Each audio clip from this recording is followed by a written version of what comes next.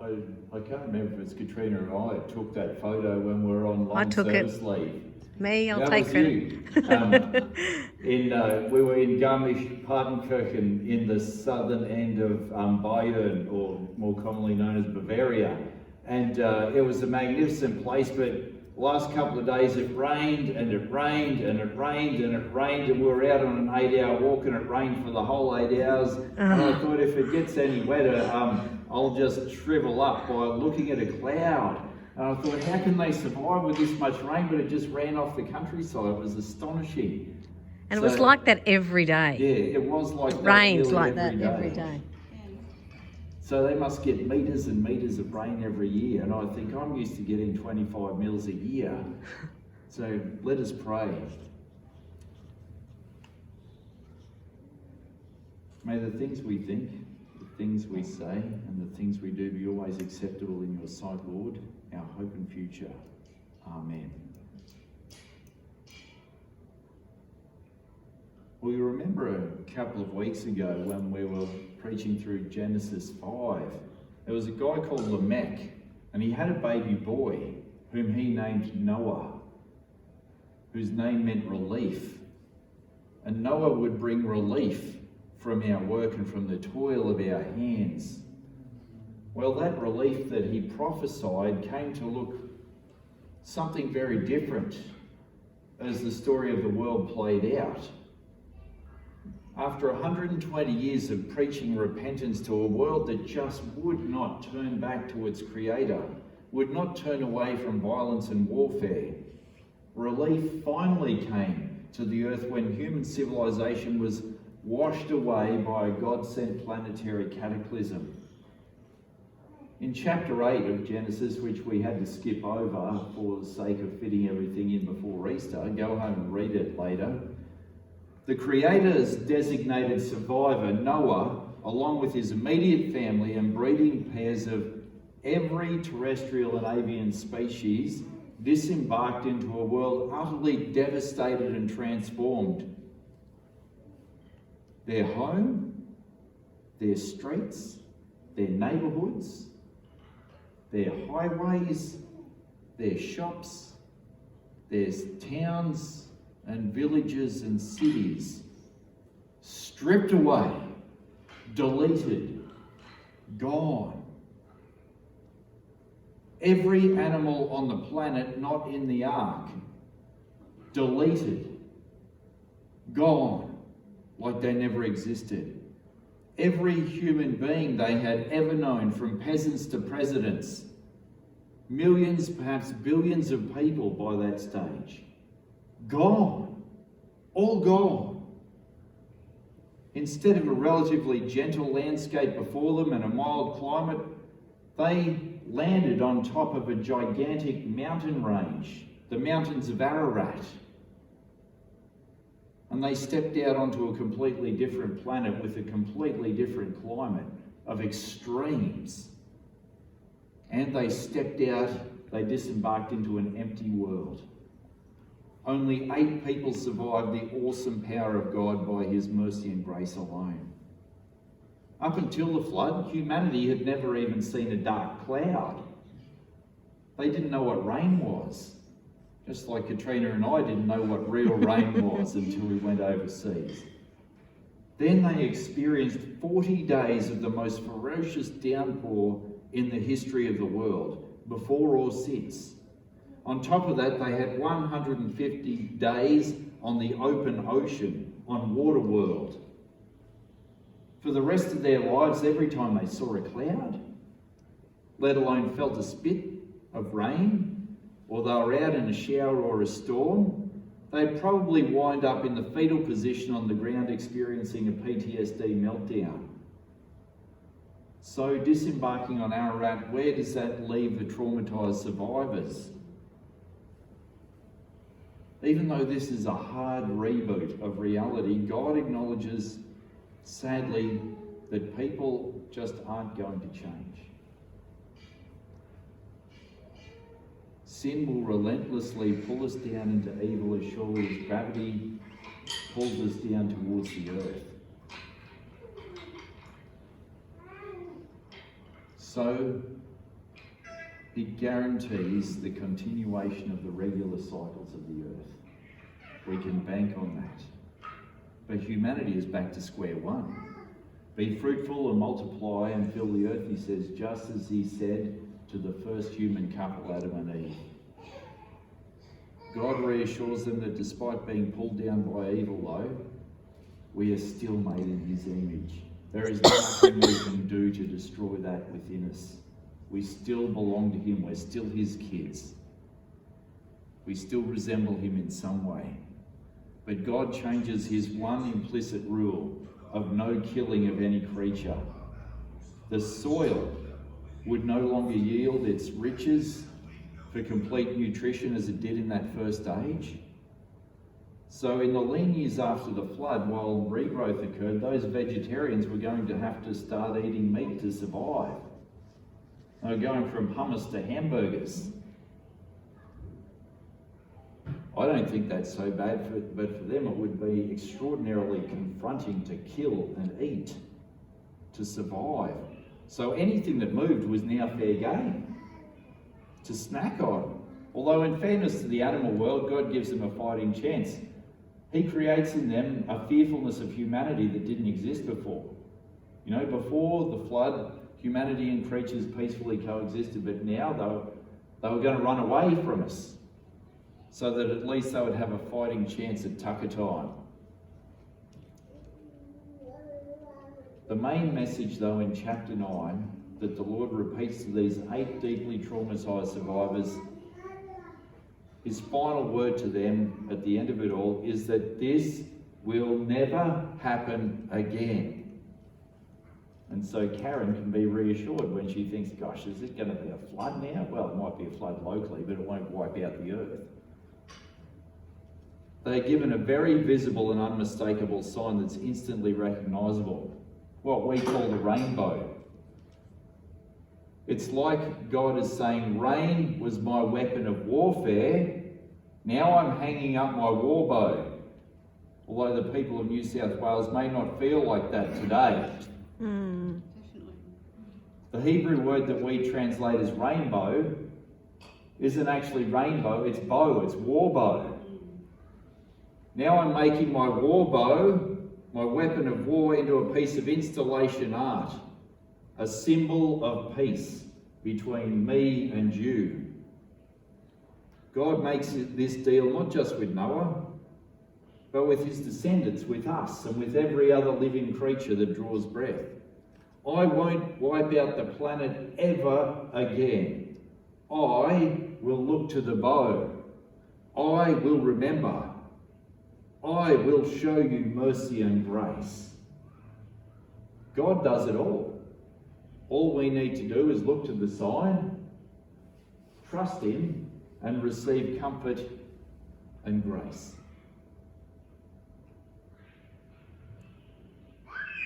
These chapters might be a word of comfort to us all, because God did not, has not, and will not ever allow the human race to destroy itself. That was the point of the flood in the first place. We were on the verge of self-destruction. He wouldn't let it happen. Generations have quaked in fear in front of all sorts of wars and disasters. You know, there's the bubonic plague was horrendous in Europe. There's been the threat of nuclear annihilation since the middle of the 20th century. They had the influenza epidemic at the start of last century. We've got fear of human-induced climate change and now COVID-19. All things to be validly afraid of. But Christians can find comfort and hope in these ancient words because we're still made in God's image, despite our failings and best efforts to destroy his image within us. And God absolutely guarantees the continuation of humanity. We will endure.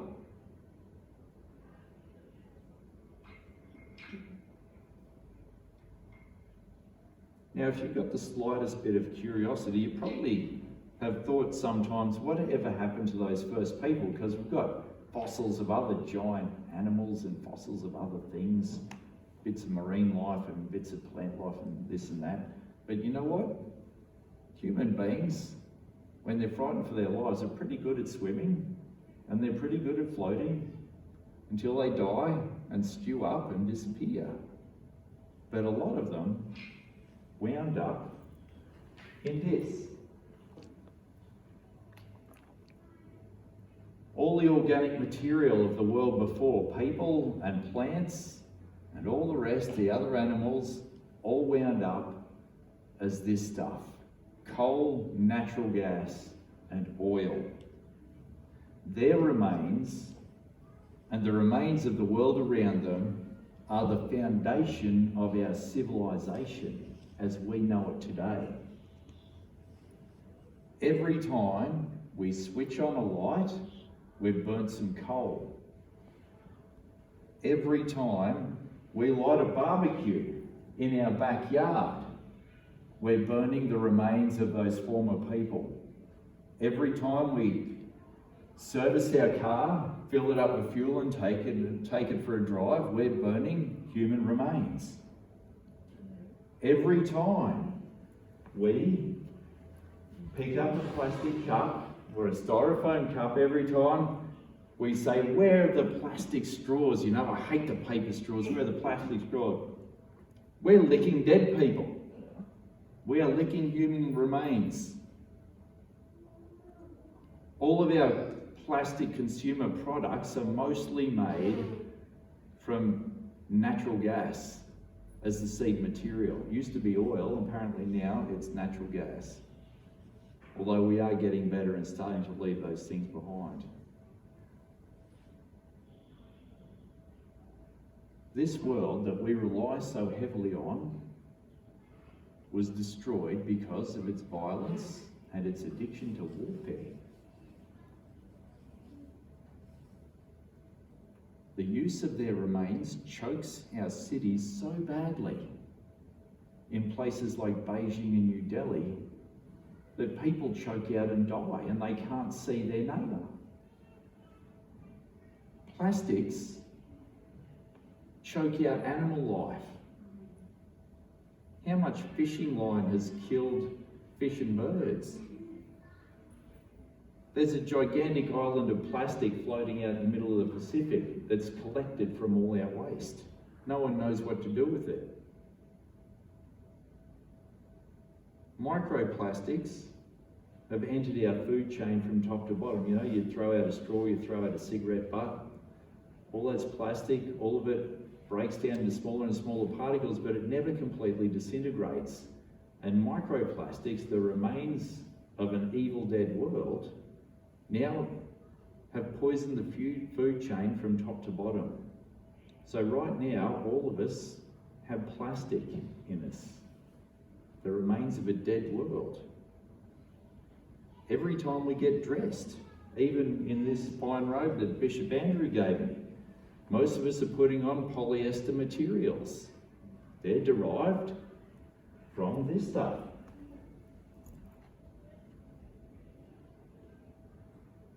We're clothing ourselves in a dead world. We are killing ourselves by consuming the remains of a dead civilization that was judged wanting and destroyed. And we kill each other over their remains. Not only has that civilization poisoned us physically, it has poisoned us spiritually. Our capacity for violence and warfare is such that we can now annihilate the planet hundreds of times over, perhaps thousands, at any given moment. And we are great at making ourselves very sick through our insatiable greed and our laziness. Yet thankfully, our ongoing existence does not depend on us. Otherwise, we would be doomed. No matter how hard we try, we can't extinguish God's image within us. No matter how hard we've tried, God has ensured that seed time and harvest, cold and heat, summer and winter, day and night have not ceased. In this flood story, we find a God who models change to a violent and warring humanity. He hangs up his war bow. Will we? Later, the prophet Isaiah will be given a vision of a future where human beings will beat their swords into plowshares and make war no more, because we have a God who has given us the sign of his ultimate rejection of violence, has given us the ultimate sign of grace and mercy in the cross of Jesus. When we feel vulnerable, fearful, traumatized, hurt and beaten down, or worried about the things of this life, look to the bow and look to the cross. And remember God's grace and mercy for your life, because he remembers you. Now, people, there's one more thing, and it's a very sensitive topic, but we dare not skip over it out of respect for Noah and countless others. And if it does bring back some trauma or bad memories for you, please don't go home hurting. Come and chat with me on the quiet. I'll be happy to pray with you, or if you need a bit more help, I'll be happy to put you in touch with people who can give you some counselling and some support. Because perhaps if we hadn't skipped over these hard things in the past, we would see the truth for what it is and be more vigilant and caring as God's people. Despite receiving God's grace, despite receiving God's assurances, Noah is a very earthy character, a man of the soil. Perhaps reeling from the magnitude of what has happened, perhaps suffering from survivor's guilt, Noah makes viticulture his first priority off the ark as they rebuild the world. But you know what? As I read Noah's story, can't help but think about that classic Bob Marley song, especially in its UB40 version, like it was written just for Noah. Red, red wine, it's up to you. All I can do, I've done. Memories won't go. Memories won't go. I'd have sworn that with time, thoughts of you leave my head. I was wrong. Now I find just one thing makes me forget. Red, red wine, stay close to me. Don't let me be alone. It's tearing apart my blue heart. With the first vintage of red, Noah gets face down, paralytic drunk, stripping off and rolling around his tent in the raw. Probably not the wisest behaviour for a middle-aged man, and not evil, but understandable. But in his vulnerability, something evil happens. Sin is lurking at his tent door. It says in the original lingo that Ham exposed the nakedness of his father.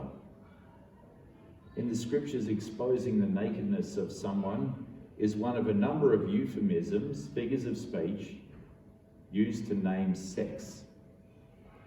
It seems that what Ham does to his dad in the tent goes beyond boarding school style hazing or a cheeky peek at dad in full Monty. Here is the first tragic story of family sexual abuse in the world.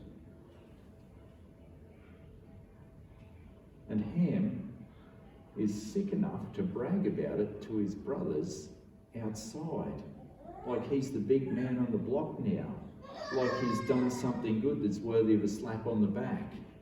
You know, boys will be boys and all that. I showed Dad. Thank God Shem and Japheth act immediately to salvage Dad's dignity.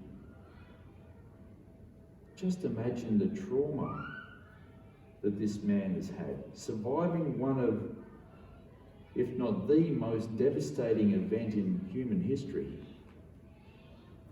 then drinking yourself into a stupor to cope with the horror of it all, only to have one of your own family completely flout the grace of God and violate you in the most intimate way in your vulnerability. Noah rightly wakes in fright, feeling enraged and powerless as so many survivors do. All he can do is vent his spleen. Cursed be your kids, Ham. Curse them to be slaves forever to the end of the world.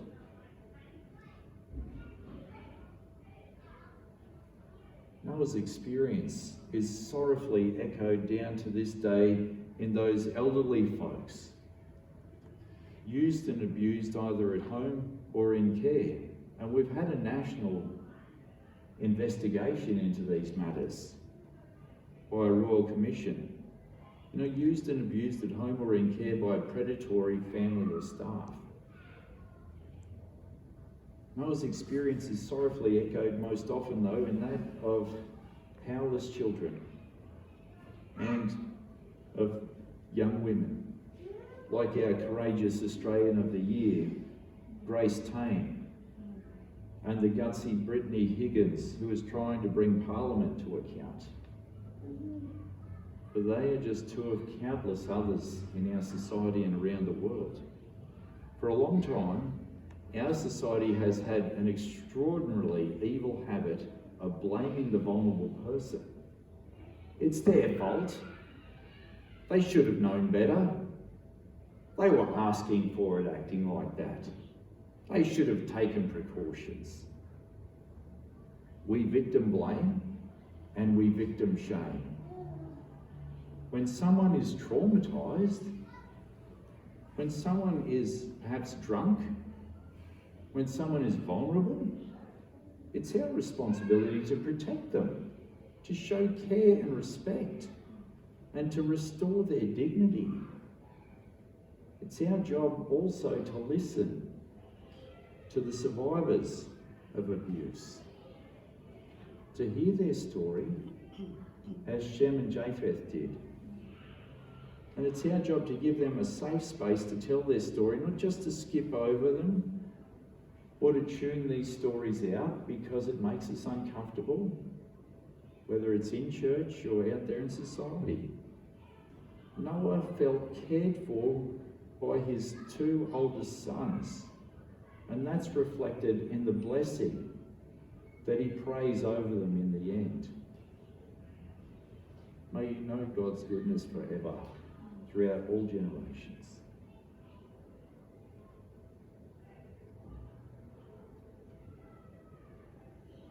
Where was the Creator when Noah was vulnerable and abused at the hands of his own flesh and blood? Where is relief for the one named relief to be found? Oh, friends, in the Christian story, all I can say is it's there on the cross, where all abuse and torture and violence end,